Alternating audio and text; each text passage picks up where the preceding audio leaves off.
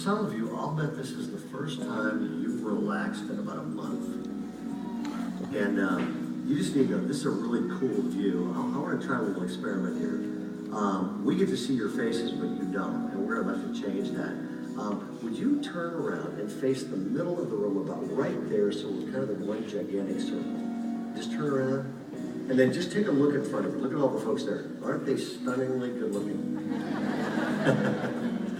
And the reason we turned around is we want to demonstrate something. The Bible says Jesus was the light of the world. The Bible also calls God's people, Christians, to shine like lights. The Bible says, let your light shine. And here's the problem. Sometimes Christians don't do that.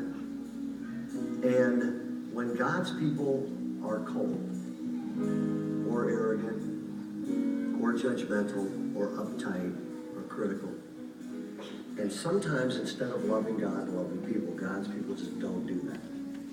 And when God's people hide their light, the world becomes a very dark place. Now watch what happens to the atmosphere of this room when you do this. Lower your candles, put it down.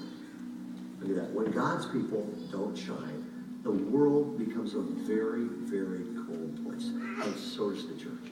However, when God's people decide, you know what, I'm going to love God.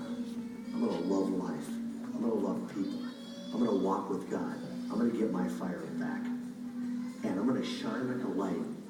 The world becomes a whole different place. Watch this. Just raise your light as high as you can. Look what happens.